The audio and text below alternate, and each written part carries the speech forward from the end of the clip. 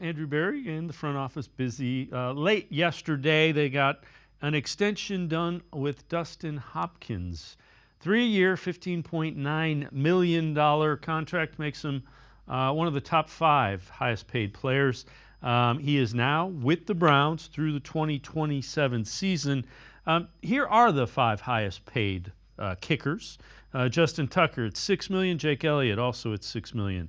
Matt Gay, 5.62. Graham Gano, 5.5. Dustin Hopkins and Fairbairn at $5.3 million. Let's welcome in Jeff Lloyd from the Locked On Browns podcast.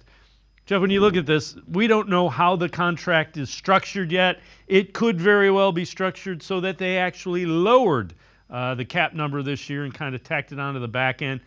Good news is Hopkins kicked well and was really key, and Browns rewarded him, and they have who they consider a reliable kicker locked up for three plus more years.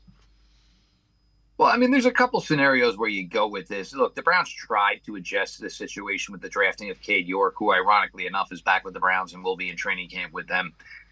We all know it didn't work out. It started great, and one of the things, and we talked about it back then when it was, is don't have to rely on your rookie kicker. And all of a sudden, not this past season, but the year before, the Browns were trying to rely on their rookie kicker to bail them out a lot of ball games. Didn't work out for Cade York, and obviously he's had his little dalliance around the NFL with other teams, and now here he is back. I guess the Cade York revival tour is not going to happen. But everybody also then gave up such a stink that the Browns actually traded for a kicker. And then you had what Dustin Hopkins did last year for this team and his effectiveness. And, kickers, it's a weird progression. Sometimes it doesn't work out from day one. Sometimes a kicker nobody's ever heard of, and the next thing you know, he's kicking for a franchise for a decade or longer.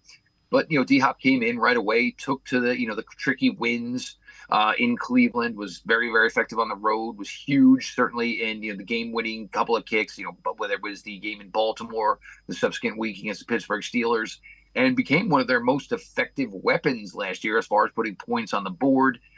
Did have to, deal with the injury, issue, which happened, ironically enough, in the first trip down to Houston.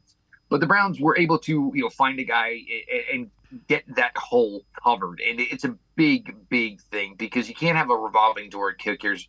We all understand you don't all have the Justin Tuckers of the world or the Jordan Elliott's of the world, the kicker for the Philadelphia Eagles.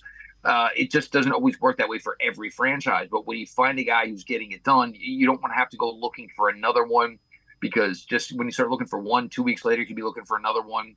D-Hop came in. It worked out really well for him. It worked out really well for the franchise. And, it's just a headache you don't need. If you know it's taken care of, then you can trust D-Hop. And certainly after the year he had last year, you find a way to make sure he's financially compensated, and you hope that he can basically reproduce what he did last season.